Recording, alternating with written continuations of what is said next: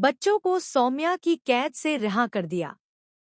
लेकिन उन्हें बिल्कुल भी अंदाजा नहीं था कि बच्चों को बचाने के बाद कहानी एक ऐसे मोड़ पर पहुंचने वाली है जहां हर रिश्ता टूटने की कगार पर आ जाएगा।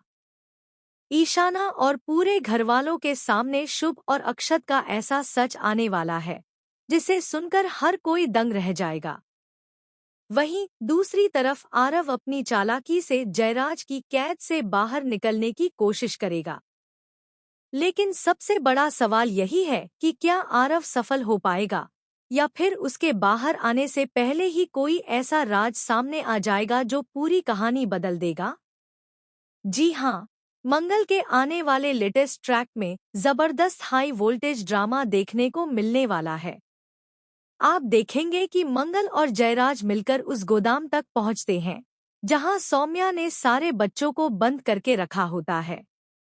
वहां का माहौल बेहद खौफनाक होता है। बच्चे डरे हुए होते हैं और बार बार मदद की गुहार लगा रहे होते हैं। मंगल जैसे ही बच्चों को देखती है उसकी आंखों में आंसू आ जाते हैं। वह तुरंत बच्चों को गले लगा लेती है और उन्हें भरोसा दिलाती है कि अब कोई उनका कुछ नहीं बिगाड़ पाएगा।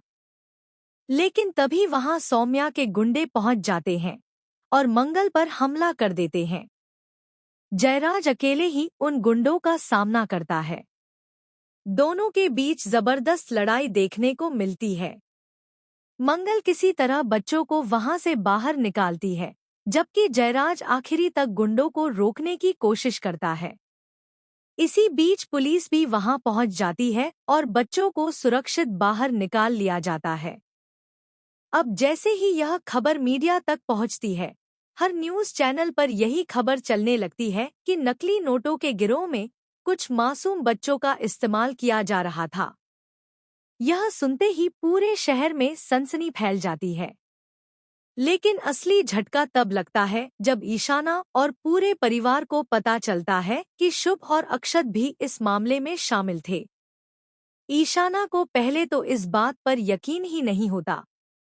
उसे लगता है कि जरूर कोई बहुत बड़ी गलतफहमी हुई है। लेकिन जब टीवी पर शुभ और अक्षत की तस्वीरें दिखाई जाती हैं, तो उसके पैरों तले जमीन खिसक जाती है। घर के सभी लोग हैरान रह जाते हैं। कोई सोच भी नहीं सकता था कि शुभ और अक्षत जैसे बच्चे इतने बड़े रैकेट में फंस सकते हैं। कुसुम की हालत तो और भी खराब हो जाती है। वह रो रो कर खुद को कोसने लगती है। लेकिन कहानी में सबसे बड़ा ट्विस्ट अभी बाकी होता है। दूसरी तरफ आरव को जब यह पता चलता है कि मंगल और जयराज ने बच्चों को बचा लिया है, तो वह बुरी तरह घबरा जाता है। उसे डर सताने लगता है कि अगर सौम्या तक यह खबर पहुंच गई कि मंगल उसके खिलाफ सबूत इकट्ठा कर रही है, तो सौम्या पागल हो जाएगी। यही वजह होती है कि आरव किसी भी हालत में वहां से बाहर निकलना चाहता है। अब यहाँ आरव अपनी असली चालाकी दिखाता है। वह पुलिस वालों के सामने मासूम बनने का नाटक करता है। वह दिखाता है कि उसे बहुत चोट लगी है और उसे पानी चाहिए। जैसे ही एक पुलिस वाला उसके करीब आता है, आरव बड़ी होशियारी से उसकी जेब से चाबी निकाल लेता है। इसके बाद वह धीरे धीरे अपने हाथों की रस्सियां खोलने लगता है। इधर मंगल को कुछ अजीब महसूस होता है। उसे बार बार लगता है कि कोई बहुत बड़ी मुसीबत आने वाली है, लेकिन वह समझ नहीं पाती कि आखिर ऐसा क्यों लग रहा है। तभी अचानक जयराज को पता चलता है कि आरव अपनी कैद से निकलने की कोशिश कर रहा है। जयराज तुरंत वहां पहुंचता है, लेकिन तब तक बहुत देर हो चुकी होती है। आरव खुद को आजाद कर चुका होता है।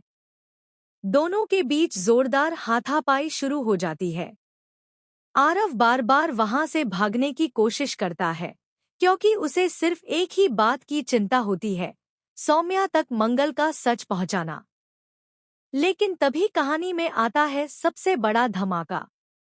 आरव भागते भागते अचानक एक कमरे में पहुंच जाता है, जहां उसे कुछ ऐसे दस्तावेज मिलते हैं जिन्हें देखकर उसके होश उड़ जाते हैं।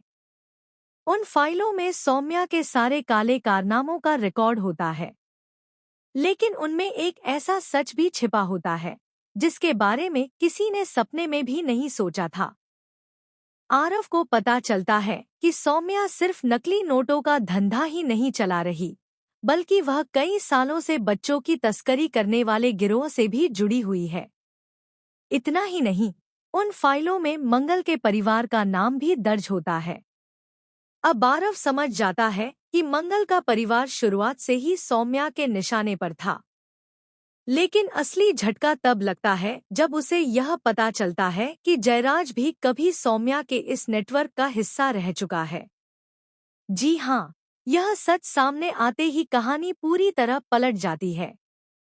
आरव तुरंत यह सब रिकॉर्ड अपने फोन में सेव कर लेता है। लेकिन तभी सौम्या वहां पहुंच जाती है। सौम्या